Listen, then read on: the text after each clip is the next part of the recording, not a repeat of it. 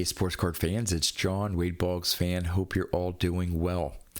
Today, I have a new card to show off. It's one of the cards on my 100 cards for $100,000 list.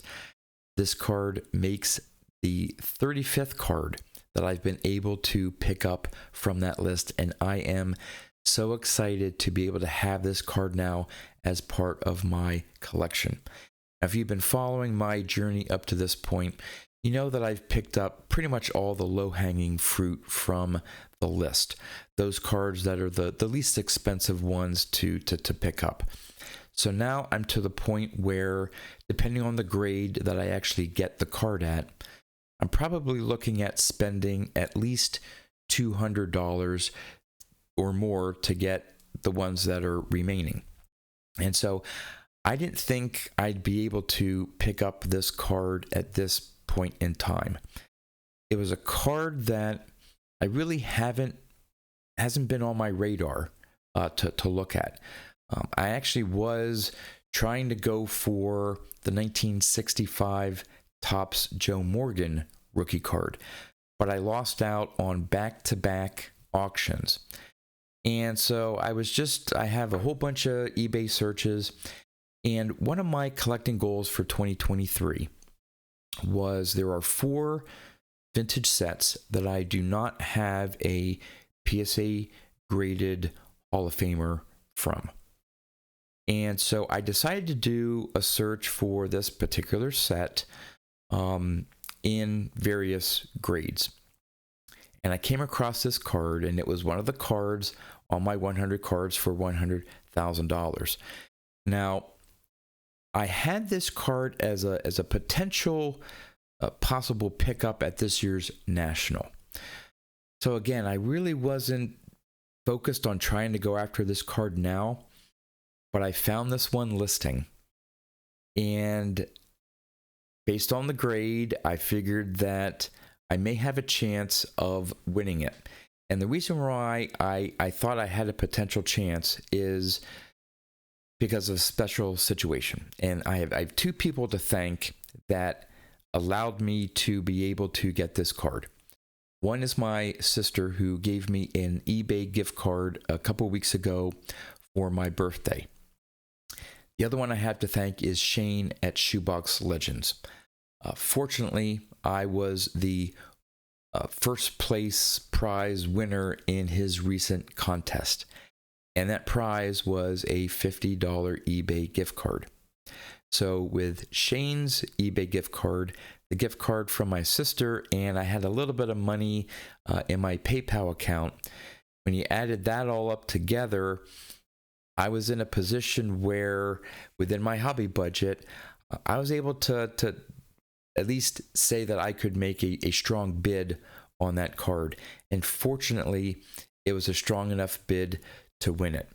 Now, the reason why this card is a little special to me, I'm not necessarily a collector of this particular player. I do have some of his vintage cards, but I remember this card from my early days in collecting, going back to the mid to late 80s, looking through price guides.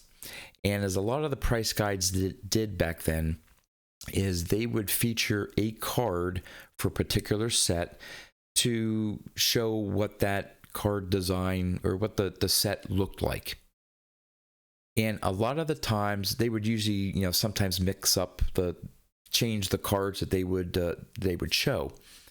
But I remember, I forget which price guide it was. It may have been Beckett. It may have been another one that was out at that time. But I remember them featuring this particular card in that price guide for this set.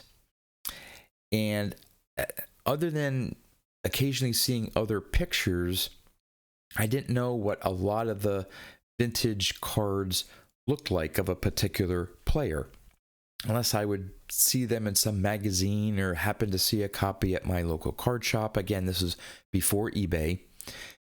So my knowledge of what all the different cards looked like was limited.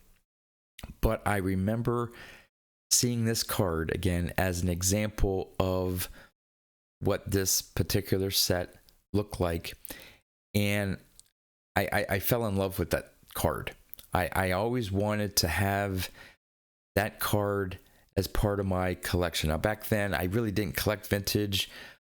It was, oh, you know, hey, someday I'll be able to get some of these vintage cards. And fast forward to my late 40s, early 50s, and now I'm finally picking up some of these vintage cards that I've always wanted. But the grade that I picked this card up in, I think it's just a fantastic copy. Maybe because of the grade, didn't get a whole lot of interest in it, and you'll maybe see why. And I was a little bit leery on the listing, only because in the grade that I picked this card up in, there's always a chance that there could be a imperfection in the card. Now, what I could tell from the pictures, and they were pretty good detailed pictures, it looked like a pretty clean card, and it is.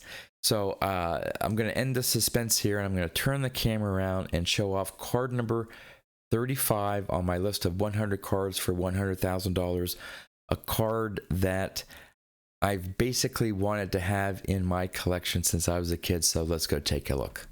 Time for the big reveal. This card is from the 1955 Topps set, and it is the 55 Topps Harmon Killebrew rookie card.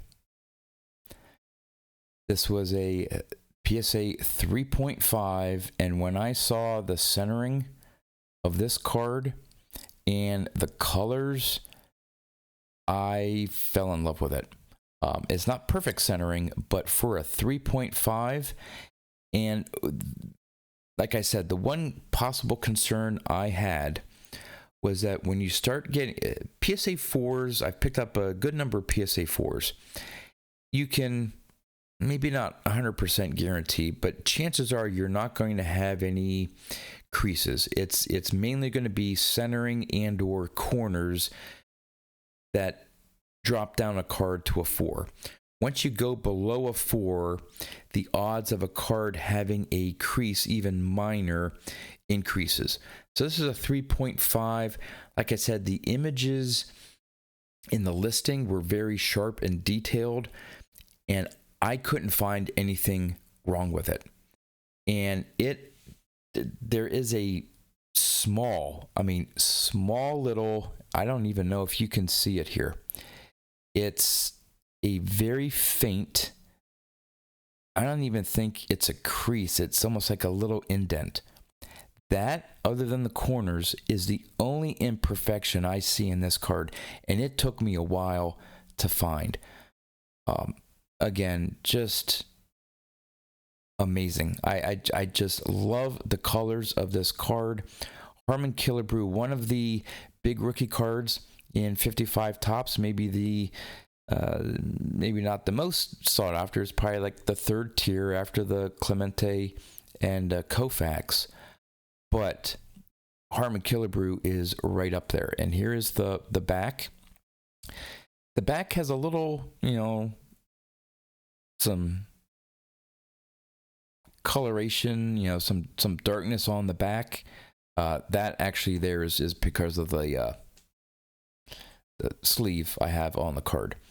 But look at that sharp back. That is just gorgeous. I don't see anything wrong with this card. It is absolutely gorgeous. Yeah, I mean, it's the corners, but my goodness. Now, on my 100 cards for $100,000 list, I originally thought I would pick this up in a PSA 4. And I thought I would have to spend $250. I managed to pick this up all in with shipping and tax, which my initial list, I did not factor in shipping and tax. So that was sort of the raw cost that I thought I would have to spend $250. So that did not include shipping and tax. So all in for this card, I was in for $225.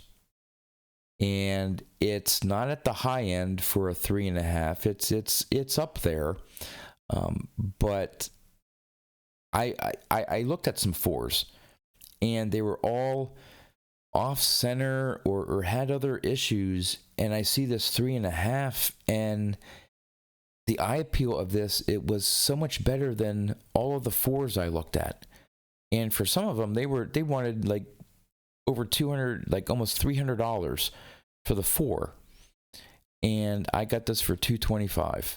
I just, I can't stop looking at this card. Again, this is the one that they featured this card often for what an example of a 55 Topps card looked like. So I always knew what the 55 Topps Harmon Killebrew rookie card looked like. Always wanted one in my collection. Was maybe hoping I would pick it up at this year's National if I could find a copy. And now I own one. So this is definitely one of the highlights of my vintage collection, just again because of the memories of seeing pictures of this card, wanting someday to own this card, and then fortunately being in a position right now through those gift cards and some PayPal money. Essentially, out of pocket, I paid half of the $225. The rest were covered with the gift cards and PayPal and stuff. So definitely something that I was able to afford now. So glad I picked up this copy of the 55 Topps Harmon Killebrew rookie card. Okay, what I normally do as a recap to these videos is I go over what I thought I would have to spend on now these 35 cards and compare that to what I actually spent obtaining those 35 cards. Now, granted, I haven't always purchased the same grade that I thought I was going to when I first put the list together. One of the main reasons is I have a limited hobby budget, so if I can drop down a grade or two, which I have in some cases, and save some money and still get a great card, I'm going to do that. The other thing is that now it's been about 18 months, I think, since I put that original list together. And since then, some of these cards on my list have gone up in price. So to stay within quote unquote budget or even save some money, I've compromised on a couple cards and gone down, like I said, a grade or two. So my original quote unquote budget for these 35 cards, I thought I would have to spend $5,775. To date, I have only spent $4,875. So I am $900 sort of to the good of what I thought I would have to spend on these 35 cards. So I think I'm doing fairly well. Again, being very budget conscious, but still trying to look for great looking copies like this 1955 Topps Harmon Killebrew. So would love to know in the comments what you think of my latest pickup. With that, that's all I have for you. So until next time, thanks for watching.